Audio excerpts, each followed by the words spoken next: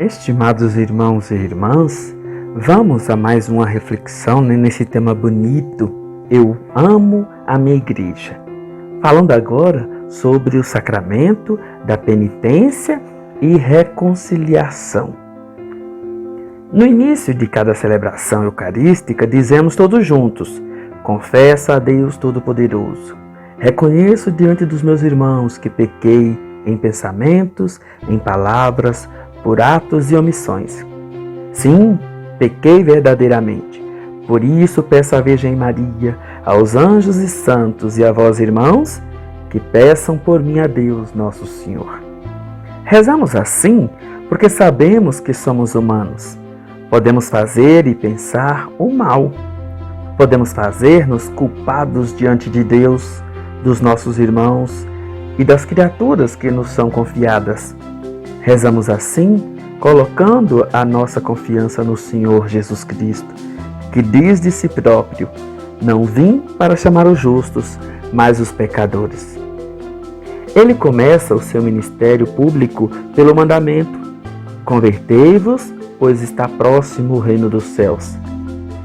Aos que se escandalizam por ele andar com pecadores, responde: a alegria no céu será maior por um pecador que se converte do que por 99 justos que não necessitam de conversão.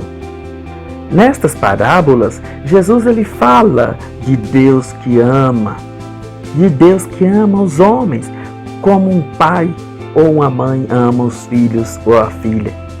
O seu amor suporta muito, mantém-se mesmo quando as pessoas seguem outros caminhos, desprezando as palavras e os mandamentos divinos.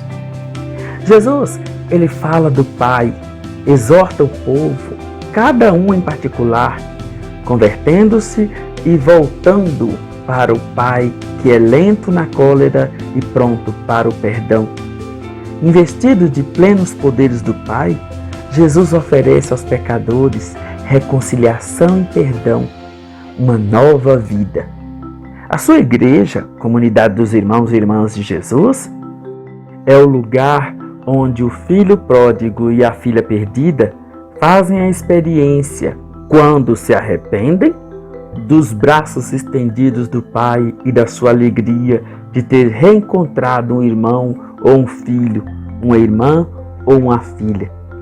É nesta missão da igreja que o evangelista São João pensa quando conta que Jesus está entre os apóstolos na tarde de Páscoa, sopra-lhes o Espírito Santo e dá-lhes o poder de perdoar os pecados.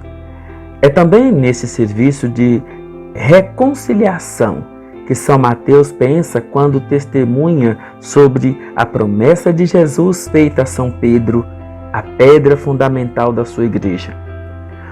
O que ligares na terra será ligado no céu, e tudo que desligares na terra será desligado nos céus.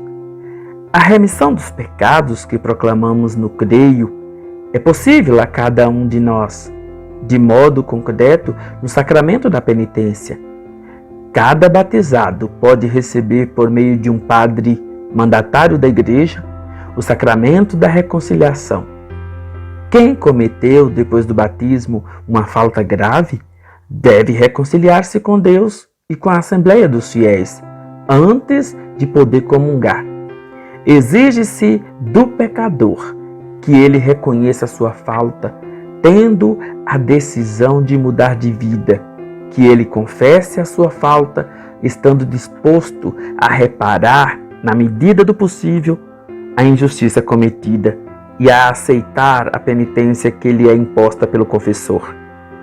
Em caso de necessidade grave, quando a confissão pessoal dos pecados não é possível, o padre pode dar a um grupo o perdão e a reconciliação. Trata-se da absolvição geral, mas cada um está obrigado a fazer posteriormente e, desde que possível, a confissão individual de suas culpas. O arrependimento. O arrependimento significa afastar-se do mal e dispor-se decididamente a um novo começo. Quando falamos do sacramento da penitência, insistimos no fato do pecador ter a firme vontade de reparar a sua culpa. Falamos de confissão quando se trata de confissão pessoal dos pecados. Falamos também do sacramento de reconciliação ou de penitência.